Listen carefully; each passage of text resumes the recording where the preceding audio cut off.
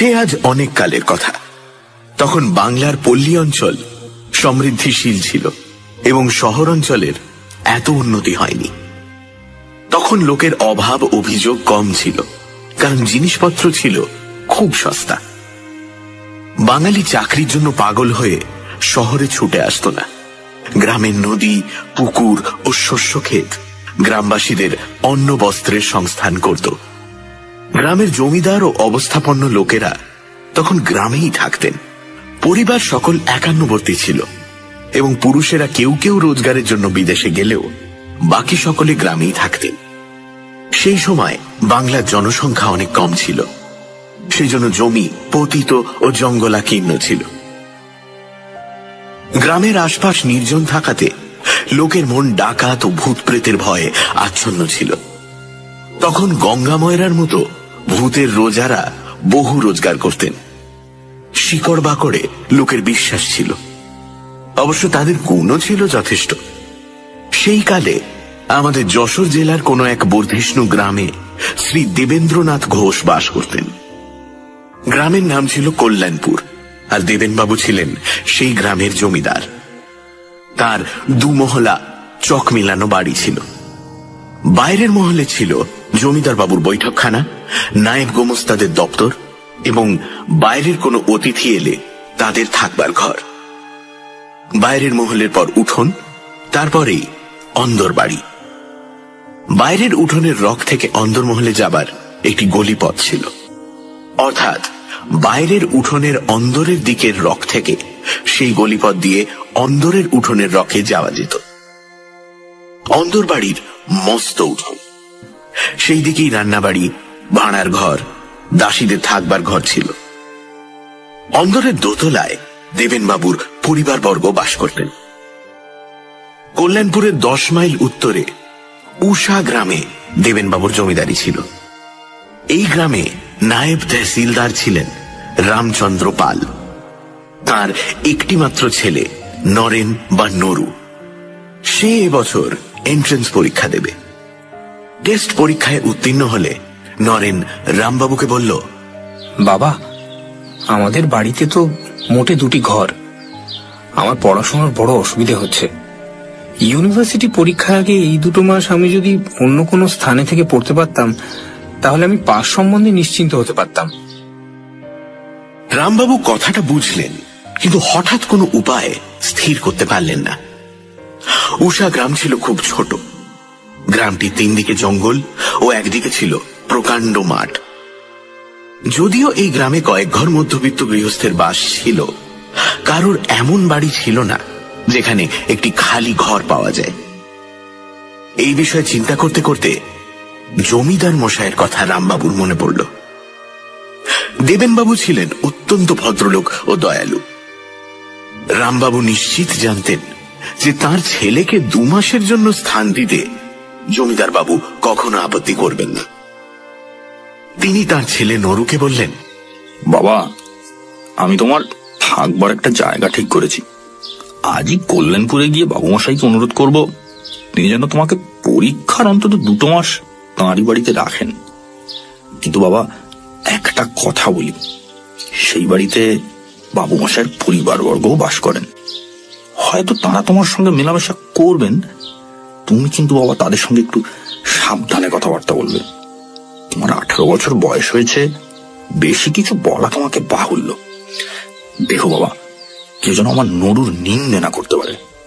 নরু বলল, বাবা, তুমি নিশ্চিন্ত থাকো। আমাদের মনিব বাড়ির মেয়েদের সঙ্গে কিরূপ ভাবে ব্যবহার করতে হয় তা আমি জানি। তাছাড়া আমি তো দিনরাত লেখাপড়া নিয়েই থাকবো। তোমার ভয় নেই, তোমার ছেলের কেউ নিন্দে করবে না। রামবাবু যা ভেবেছিলেন তাই হল। জমিদার বাবু অতি আনন্দের সঙ্গে নরেনকে তার বাড়িতে রাখতে রাজি হলেন। নরেন যে ঘরটি পেল তার দরজার সামনেই রক, তারপরেই উঠোন এবং উঠোনের অপর দিকে অন্দরমহলে যাবার রক, যেখান থেকে অন্দরের উঠোনে যাবার সুড়িপথটি আরম্ভ হয়েছে। নরেন এই ঘরে থেকে পরীক্ষার জন্য প্রস্তুত হতে লাগল। সে অন্দরে গিয়ে খাওয়া দাওয়া করত এবং অতি শীঘ্রই জমিদার গৃহিণী ও তার কন্যাদের স্নেহ আকর্ষণ করে নিল। নরেন ছিল শান্তশিষ্ট ও বিনয়ী। সেই জন্য সে সকলের স্নেহ ভালোবাসা আকর্ষণ করতে পারত। জমিদার গৃহিণী ও কন্যারা নরেনের সঙ্গে আপনজনের মতোই ব্যবহার করতেন। এইভাবে নরেন কল্যাণপুর জমিদার বাড়িতে অধিষ্ঠিত হল। নরেন তার লেখাপড়ার একটি প্রণালী স্থির করে দিন রাত ক ঘন্টা কি বিষয়ে পাঠ করবে তা ঠিক করে নিল। রাতে খাওয়া দাওয়ার পরও সে ঘন্টা 2 লেখাপড়া করত। রাত ঠিক 12টা বাজলে লেখাপড়া বন্ধ করে তার ঘরের বাইরে রকে বসে হাত মুখ ধুত এবং ঘরে গিয়ে দরজা বন্ধ করে শুয়ে পড়ত। একদিন রাতে ঠিক 12টার সময় রকে বসে হাত মুখে জল দিয়ে নরেন যখন উঠে দাঁড়ালো, উঠোনের অপর দিকে অন্দরে যাবার রকের দিকে তার নজর পড়ল। নরেন দেখল যে সেখানে 19-20 বছরের একটি সুশ্রী মেয়ে দাঁড়িয়ে আছে। নরেন তাকে চিনতে পারল না। সে তাড়াতাড়ি দরজা বন্ধ করে শুয়ে পড়ল। পরদিন রাত্রে নরেন পড়ছে আর ভাবছে, কে সেই মেয়েটি? অত রাত্রে রকে দাঁড়িয়ে কি করছিল? আজও সে আসবে নাকি? নরেন পড়ে আর মধ্যে মধ্যে মেয়েটির কথা ভাবে। এই দোনামোনা করতে করতে রাত 12টা বাজল। নরেন বাইরে হাত মুখ ধুতে গিয়ে প্রথমেই ওদিকের রকে দৃষ্টি নিক্ষেপ করল। দেখল ঠিক সেইখানে সেই মেয়েটি দাঁড়িয়ে আছে। নরেন লজ্জা পেল, কিন্তু অদম্য কৌতূহলবশত মেয়েটির দিকে চেয়ে রইল। মেয়েটিও নরেনকে এক দৃষ্টে দেখছিল। ক্রমে মেয়েটি আস্তে আস্তে নরেনের দিকে এগোতে লাগল, যেন নরেনকে কি বলবে। ক্রমে মেয়েটি উঠোনে নেমে ধীরে ধীরে নরেনের দিকে আসতে লাগল, কিন্তু নরেন আর অপেক্ষা করল না। তার বুক ধড়ফড় করছিল। সে তাড়াতাড়ি ঘরে ঢুকে দরজা বন্ধ করে দিল। নরেনের সে রাত্রিরে ভালো ঘুম হল না। পরদিনও সারাদিন মনটা উচাটন হয়ে রইল। এই মেয়েটি কে? কোথাও দেখেছি বলে তো মনে পড়ছে না। এত রাত্রে সে আমার ঘরের দিকে কেন আসছিল? গোড়ায় ভাবছিলাম বাবুদের বাড়ির কোনো মেয়ে, কিন্তু তাও তো নয়। মেয়েটি কি ভালো মেয়ে নয়? অথচ মুখ দেখে তো সেরকম মনে হয় না। মুখে একটা সরল সরল ভাব, যেন আমায় কিছু বলতে চায়। দেখি আজও যদি আসে তাহলে ওর পরিচয়টা জানার চেষ্টা করব। নরেন সারাদিন এই সব কথাই ভাবল। কিছুতেই মেয়েটিকে মন থেকে সরাতে পারল না। সেদিন একটুও পড়াতে মন বসাতে পারল না।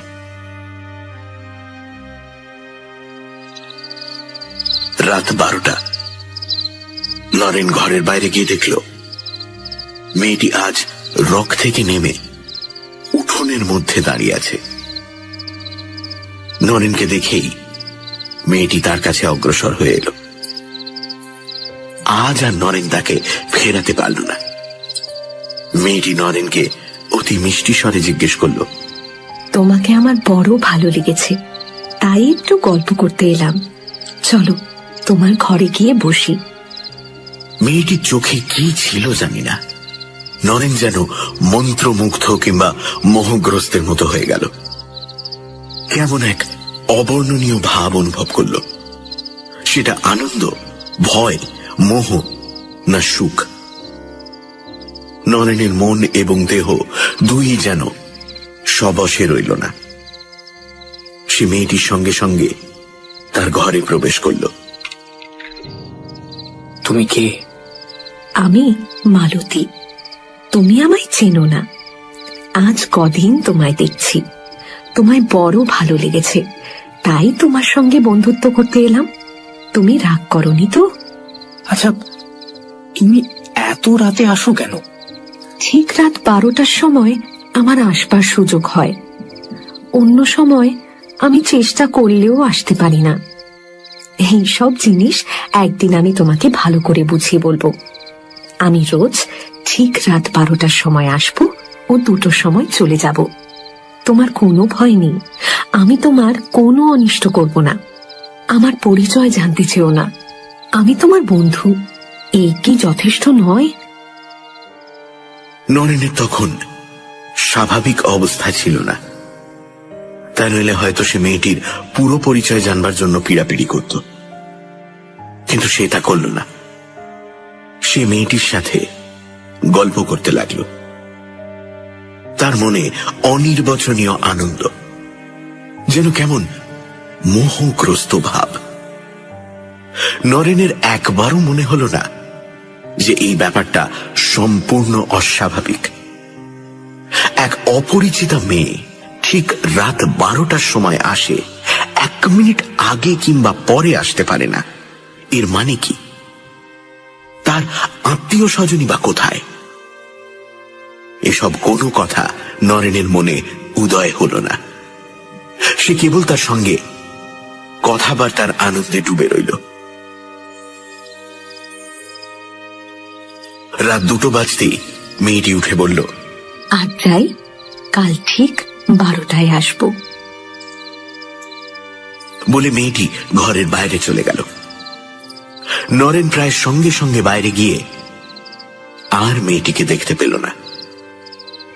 সারা উঠোন খাঁ খাঁ করছে, আর রকে কোনো জনমনীষী নেই।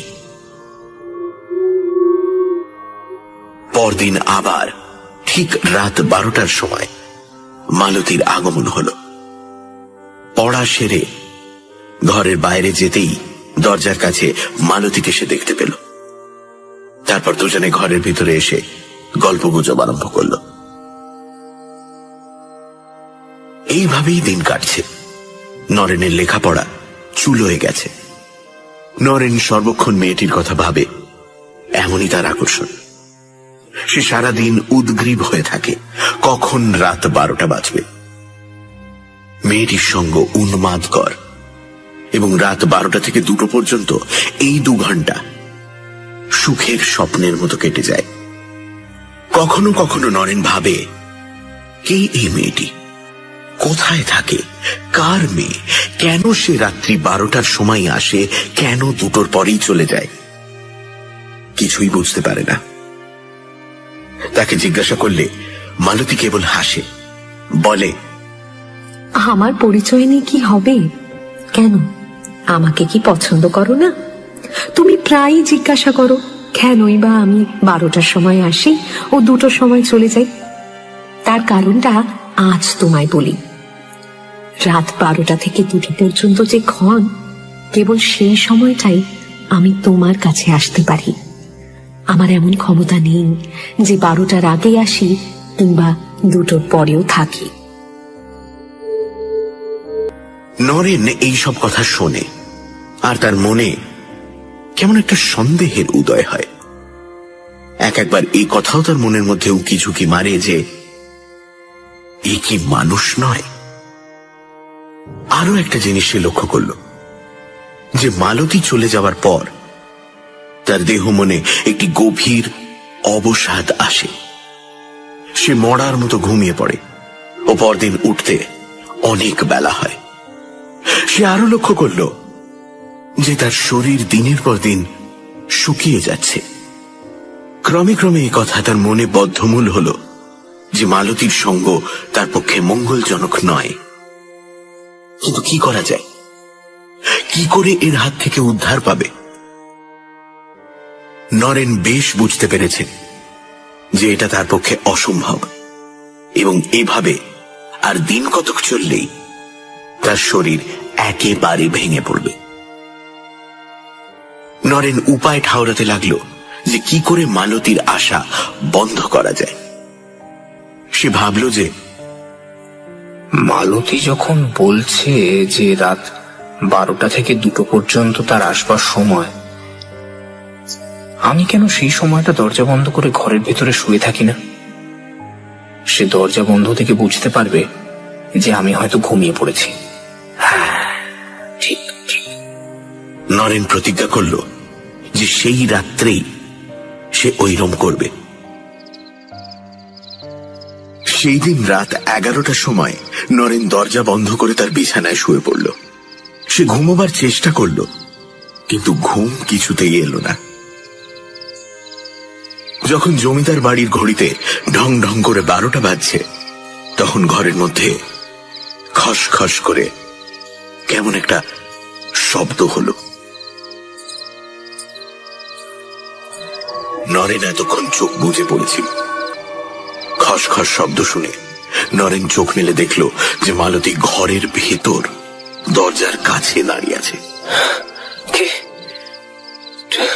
তুমি?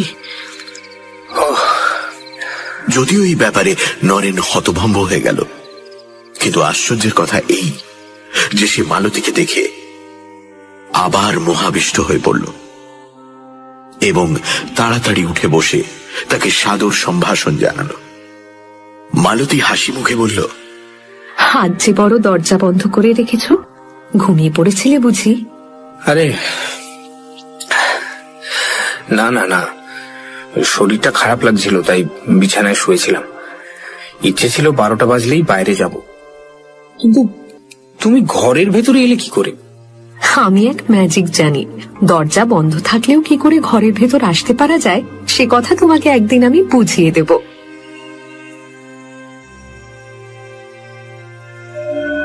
সে রাত্রে মালতী চলে গেলে নরেন এক মুহূর্ত ঘুমোতে পারল না।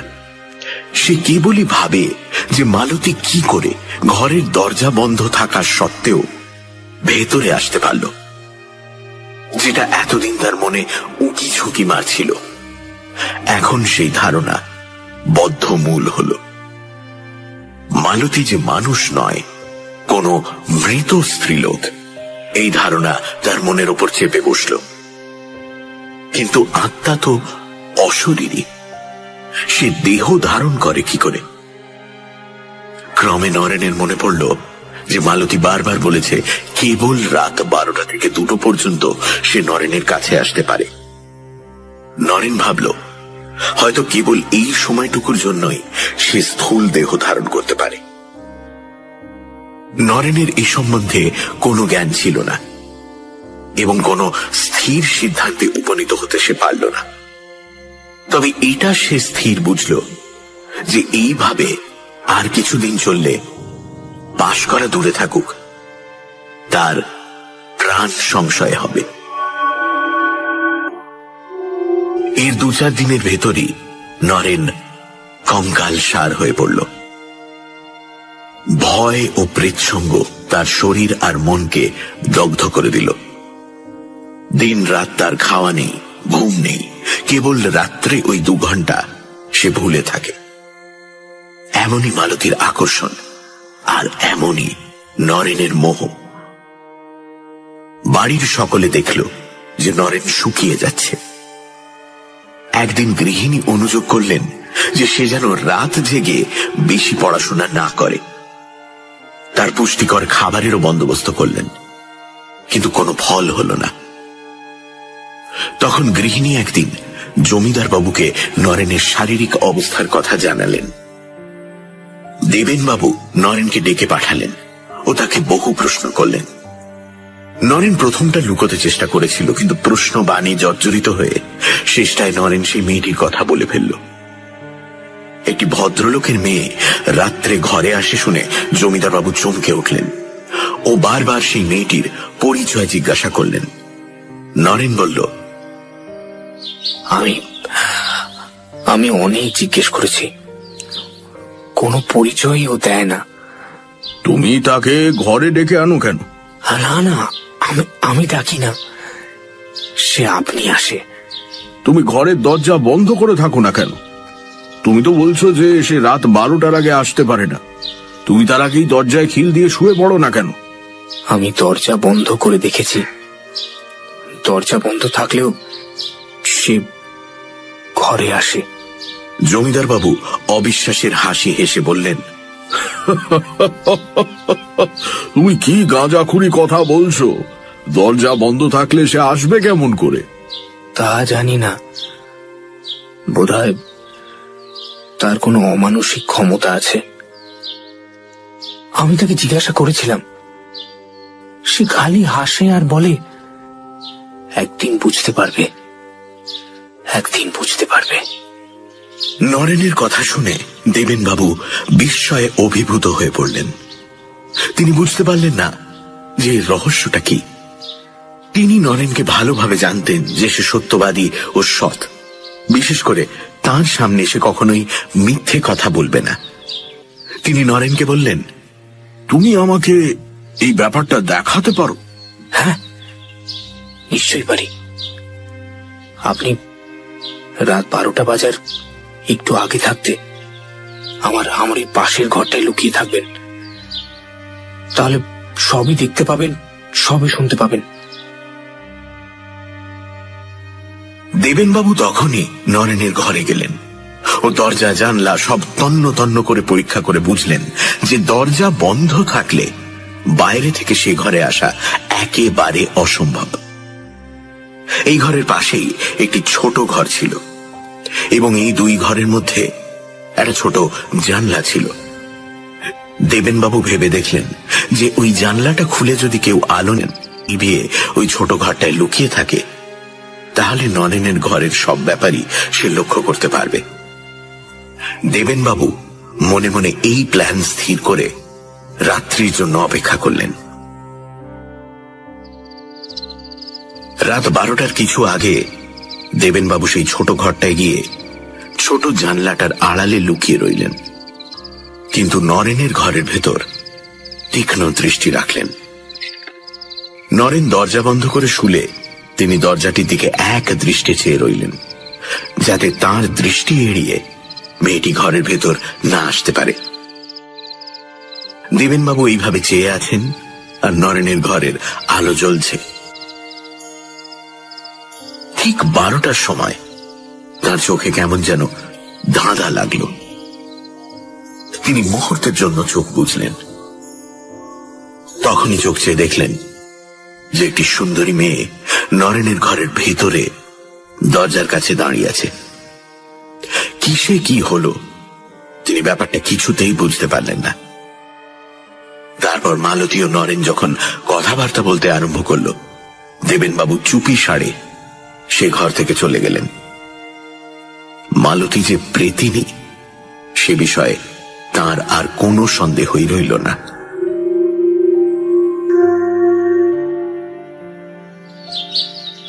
পরদিন সকালেই দেবেনবাবু নরেনের বাবাকে এক জরুরি পত্র লিখে ঘোড়সওয়ার দিয়ে উষা গ্রামে পাঠিয়ে দিলেন। সে পত্রে তিনি লিখলেন, তুমি এখনই এসে নরুকে তোমার গ্রামে ফিরিয়ে নিয়ে যাও, নইলে তার প্রাণ সংশয়। আর নরেনকেও ডেকে বললেন যে তার বাপকে আনতে লোক গিয়েছে, তিনি এলেই যেন তার সঙ্গে নরেন গ্রামে ফিরে যায়। নরেন খুব রাজি, কারণ রাত্রের ওই 2 ঘন্টা ছাড়া নরেন সবসে সাধারণ মানুষের মতোই থাকে। সে বুঝল এর হাত থেকে বাঁচতে গেলে তার পলায়নেই মঙ্গল। সেই দিনই নরেনের বাবা এলেন। নরেনের শরীরের অবস্থা দেখে এবং সব কথা শুনে ভয়ে দুঃখে তিনি পাগলের মতো হয়ে পড়লেন। তিনি কাঁদতে কাঁদতে জমিদার বাবুকে বললেন যে তিনি সেই দিনই নরুকে নিয়ে যাচ্ছেন। দেবেনবাবু বললেন, শুধু নিয়ে গেলে হবে না, একজন ভালো ওঝাকে দিয়ে নরুকে দেখাও। ওকে পেতনিটা যেভাবে পেয়েছে তাতে ছাড়ানো সহজ নয়। রামবাবু বললেন যে তিনি তাই করবেন। সেই দিনই তারা উষা গ্রামে ফিরে গেলেন। নরেনের মা সব কথা শুনে কেঁদে সারা। তিনি বললেন, পরীক্ষা মাথায় থাকুক, ছেলের প্রাণ বাঁচানোটা তো আগে দরকার। নরেনও এত দূর চলে এসে আর বাবা মাকে নিকটে পেয়ে মনে অনেকটা বল পেল। সে ভাবল প্রেতিনীটাকে আর এত দূরে আসতে হবে না। সে সকাল সকাল খেয়ে দিয়ে তার ঘরে শুতে গেল, কিন্তু ঘুম আর আসে না। ক্রমেই রাত হচ্ছে আর নরেন ভাবছে সে কি এখানেও আসবে নাকি। এইভাবে রাত 12টা বাজল আর সঙ্গে সঙ্গে নরেন দেখল যে মালতী ঘরের ভেতরে দাঁড়িয়ে আছে। নরেন ভয় পেল, কিন্তু সেই অদম্য মোহ। সে উঠে মালতীকে সম্ভাষণ করল। মালতী, তুমি যে এখানে চলে এলে, তুমি কি ভাবছো? আমি ভাবছি তুমি এখানে এলে কি করে। আমার শরীরটা খারাপ হয়েছে বলে বাবা আমাকে নিয়ে এসেছেন। তুমি সত্যি বলছো? তোমাকে আমার কাছ থেকে ছাড়াবার চেষ্টা হচ্ছে না তো? সে কিন্তু কেউ পারবে না, তা যত চেষ্টাই না করো। তুমি কি এতদিনেও বুঝতে পারোনি যে আমি কে? তোমাকে আমার খুব ভালো লাগে, আমি কখনো তোমার অনিষ্ট করব না। কিন্তু তুমি যেখানে যাবে আমিও যাব। তুমি যত দিন বেঁচে থাকবে এইভাবে আমি আসব। তোমার মৃত্যুর পর আমরা চিরকাল একসঙ্গে থাকব। মালতীর কথা শুনে নরেনের বুক কেঁপে উঠল। যদিও সে আগেই বুঝেছিল যে মালতী মানুষ নয়, কিন্তু এমন খোলাখুলি ভাবে সে কথা এর আগে কোনোদিন হয়নি। যখন মালতী বলল, কেউ তোমাকে আমার কাছ থেকে ছাড়াতে পারবে না, তখন ভয়ে নরেনের সর্বাঙ্গ শিথিল হয়ে এলো। সে যদিও অন্য দিনের মতো হাসি খুশির ভান করল, কিন্তু ক্ষণে ক্ষণে তার মুখ শুকিয়ে উঠতে লাগলো।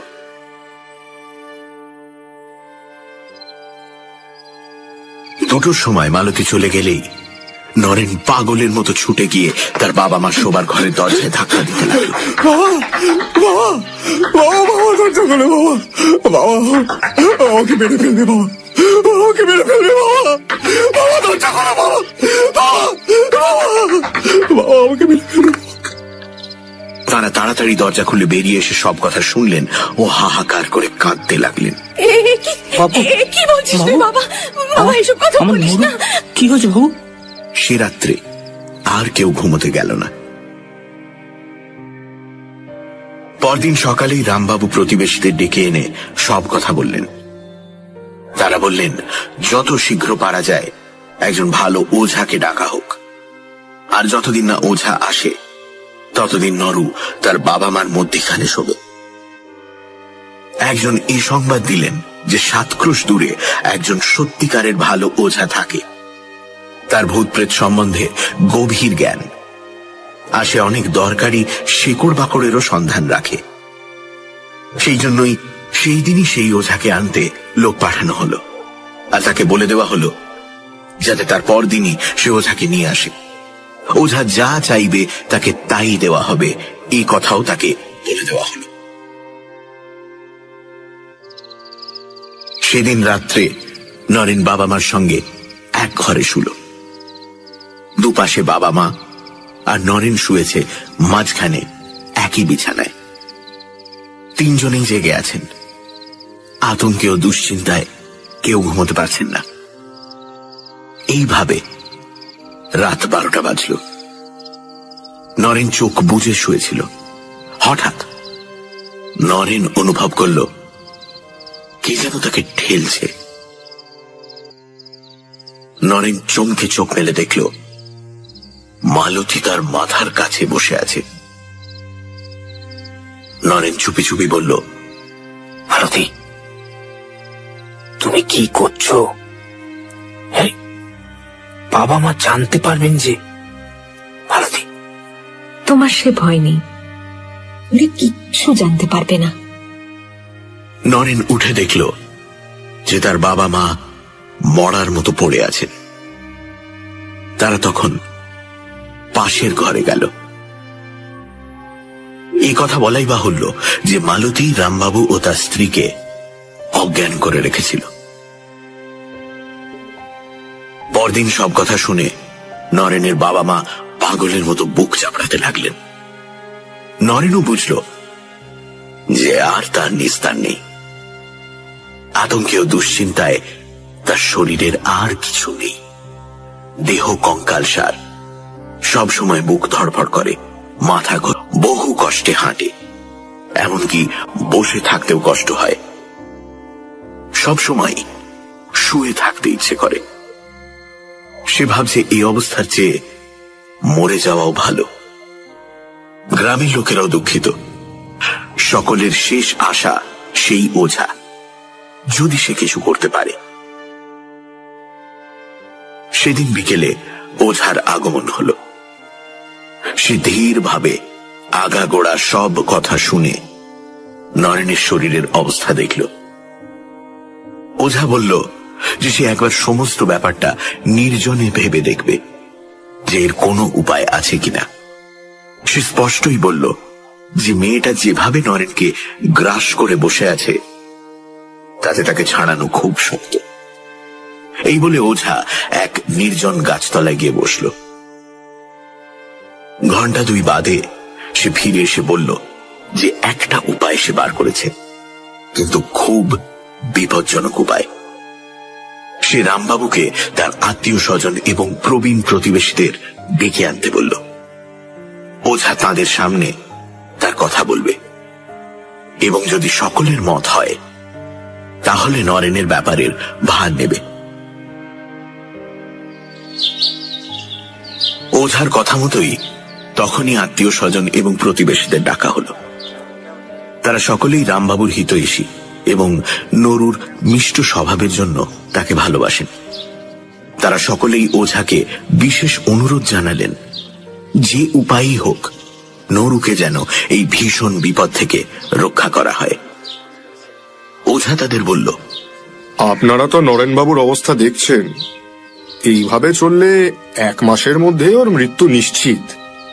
কেবল একটি মাত্র উপায় আছে যাতে ওকে বাঁচানো যায়, কিন্তু সেই উপায়ের আরেকটি দিক আছে, সেটাও আপনারা ভেবে দেখুন। আমার মতলব যদি সফল হয় তাহলে চিরকালের জন্য নরেনবাবু প্রেতিনীর হাত থেকে উদ্ধার পাবেন, কিন্তু যদি অকৃতকার্য হই তাহলে এক্ষুনি ওর প্রাণ যাবে। এখন আপনাদের ভেবে দেখতে হবে যে আপনারা 1 মাসের মধ্যে নরেনবাবুর নিশ্চিত মৃত্যু চান, নাকি তাকে চিরতরে বিপদ মুক্ত করতে চান, যদিও এতে আজই ওর প্রাণ যেতে পারে। আপনারা বেশ করে ভেবে আমায় জবাব দিন। রামবাবুর স্ত্রী দরজার আড়ালে বসে শুনছিলেন। তিনি কেঁদে উঠলেন ও অস্ফুট স্বরে বললেন, না না বাপরে, যাতে আজই আমার ছেলে প্রাণ যেতে পারে তাতে আমি কখনোই মত দেব না।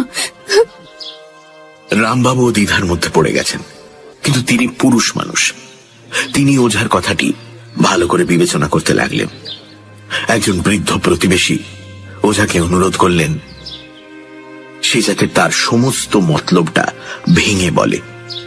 আমি বলবো না তো, আমি কাউকে কিছুই জানতে দেব না। আমি শুধু নরেন বাবুকে যা যা করতে হবে বুঝিয়ে দেব। তবে এই সম্বন্ধে আনুষঙ্গিক ব্যাপারও কিছু আছে, তা কিন্তু আপনাদের করে দিতে হবে। এরূপ জীবন মরণের কথায় বাপ মার মতি স্থির করা খুব শক্ত। তারা একবার এদিকে ভাবেন, একবার ওদিকে। প্রতিবেশীরা তখন তাদের বোঝাতে লাগলেন,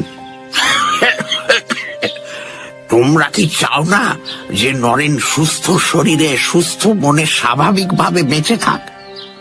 দিন কতকের মধ্যে ওর প্রাণ তো যাবেই। এরম ভাবে দিন কতক বেশি বেঁচে থেকে লাভ কি? আমাদের মত হচ্ছে ওঝার কথা মতো চলা। যখন আর কোনো উপায় নেই তখন এই উপায়ই আমাদের নিতে হবে। যদিও কথাটা তারা বুঝলেন, তবুও মা বাপের মন। রামবাবু আর তার স্ত্রী দোনামোনা করতে লাগলেন যে কাজে আজই ছেলের মৃত্যু হতে পারে কেমন করে তারা তাতে মত দেন। কিন্তু নরেনই এ সমস্যার সমাধান করে দিল। নরেন বলল যে তার বর্তমান অবস্থায় সে একদিনও বেঁচে থাকতে চায় না। সে ওঝাকে পরিষ্কার বলল, আপনি আমাকে বাঁচাতে পারেন তো ভালো, নয়তো আজই আমার জীবন শেষ করে দিন। আমি এই নরক যন্ত্রণা আর একটা দিনও সহ্য করতে পারছি না। আমি পারছি না। তোমরা কিছু করো, মানা করো। এইসব কেন বলছে আমার ছেলে? নরেনের বাবা মা কাঁদতে লাগলেন আর আত্মীয় স্বজনরা বোঝাতে লাগলেন। শেষে সর্বসম্মতিক্রমে স্থির হল যে ওঝার উপর সম্পূর্ণ ব্যাপারটা ছেড়ে দেওয়া হোক। সে বলল, আজ তো সন্ধে হয়ে গেছে, আজ আর কিছু হবে না। আর একটা রাত্রি নরেনবাবু এইভাবেই থাকুন। কাল আমি এ ব্যাপারে একটা হেস্ত নেস্ত করব। তবে এখানে হবে না, যেখানে নরেনবাবুর সঙ্গে তার প্রথম দেখা হয়েছিল সেইখানে যেতে হবে। শেষকালে স্থির হল ওঝা ও নরেন রামবাবুর সঙ্গে পরদিন সকালে কল্যাণপুরে জমিদারের বাড়িতে যাবে।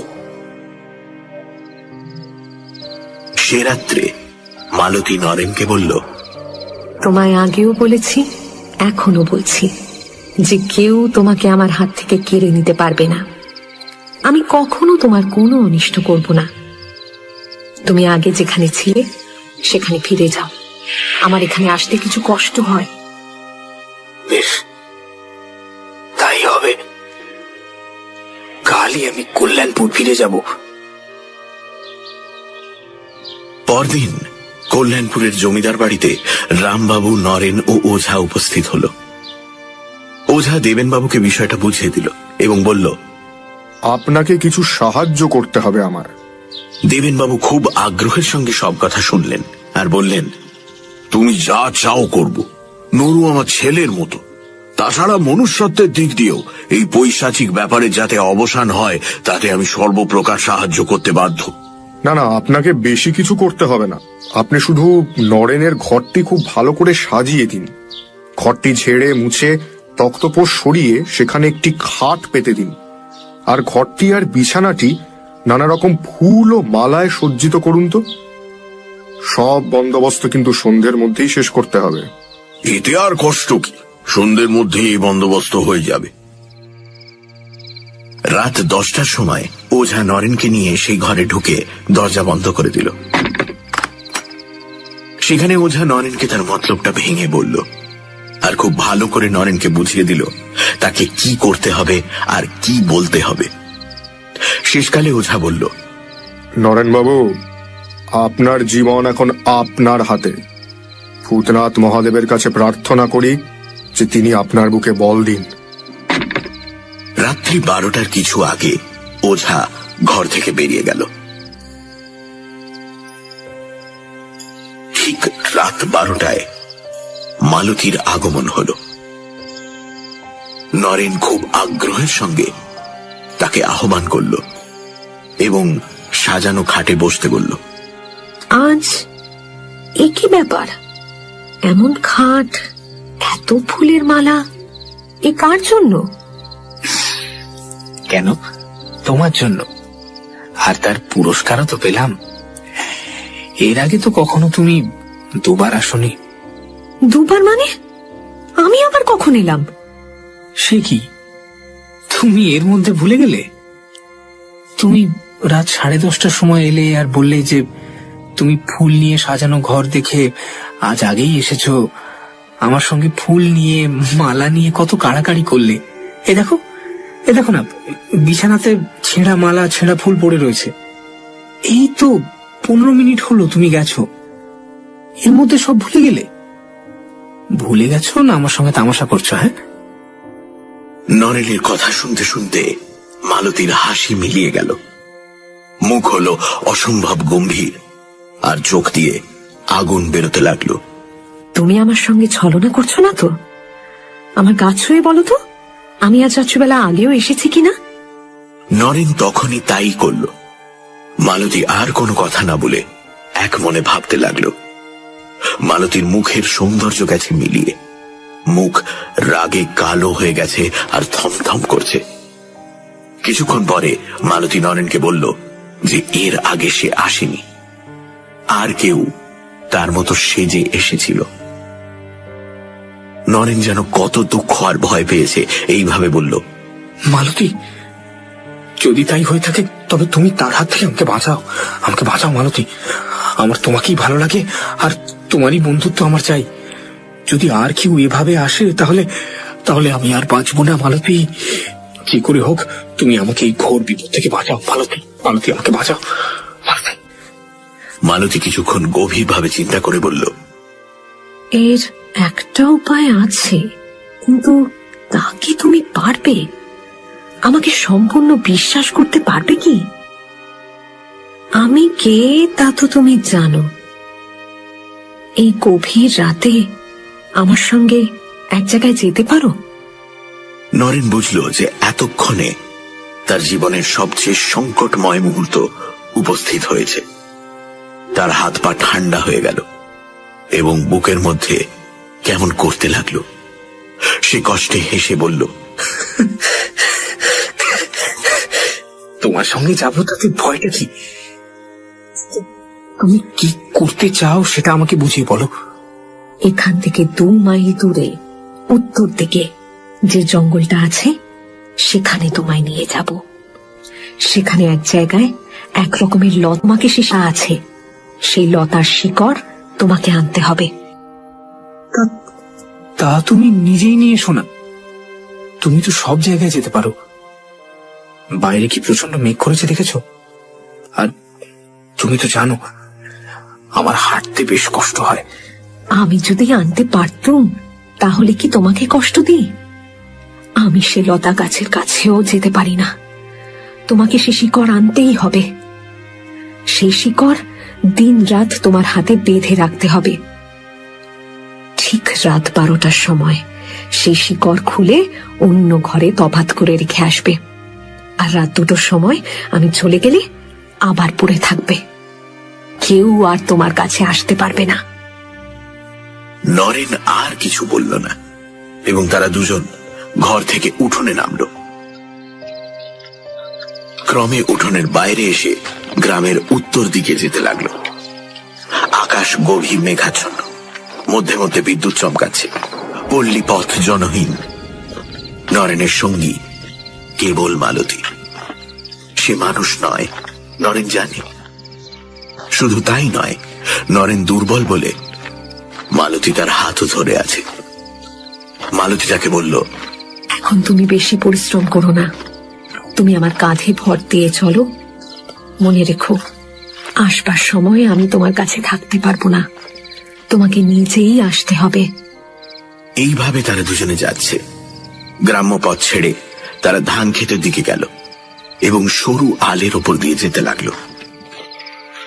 গভীর অন্ধকারের মধ্যে মধ্যে বিদ্যুতের আলোতে নরেন পথ দেখতে পাচ্ছে। অন্য সময় সম্পূর্ণ মালতীর ওপর নির্ভর। ক্রমে তারা নদীর ধারে পৌঁছল। সামনেই শ্মশান, যার নাম কালা পেড়ের দেয়ার। কটি তেঁতুল গাছ দৈত্যের মতো দাঁড়িয়ে রয়েছে।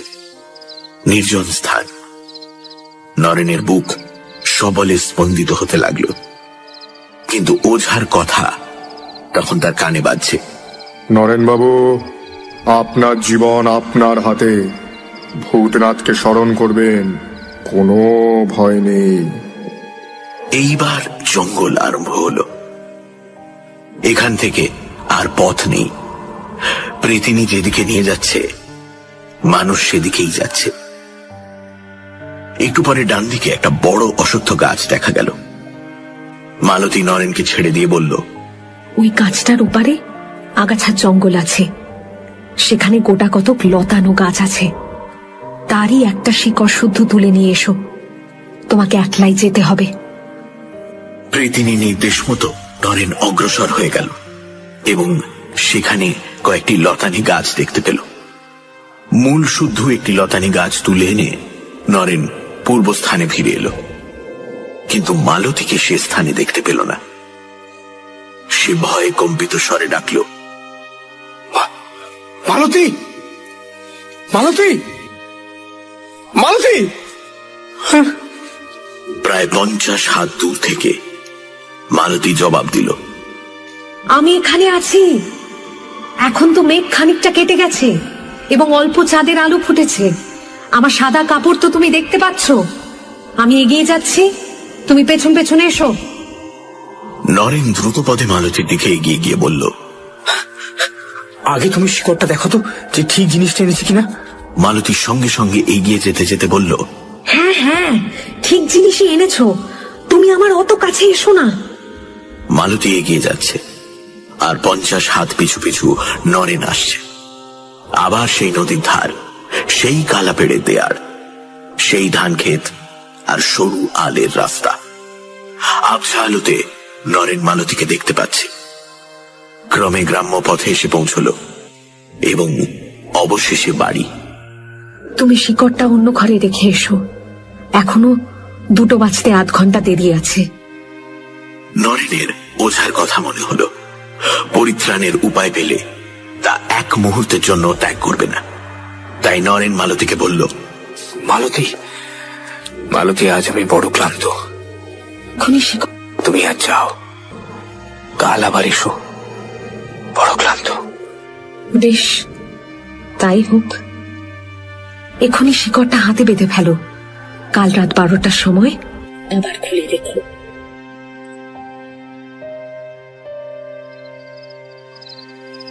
নরেন বাড়িতে পৌঁছেই জমিদার বাবুর বৈঠকখানা ঘরে গেল। সেখানে ওঝা, দেবেনবাবু ও তার বাবা গভীর দুশ্চিন্তায় আচ্ছন্ন হয়ে বসেছিলেন। নরেনকে দেখতে পেয়ে তাঁরা আনন্দে কলরব করে উঠলেন। ওঝা জিজ্ঞেস করল, ওষুধ পেয়েছেন? কি জিনিস পেলেন একটু দেখি।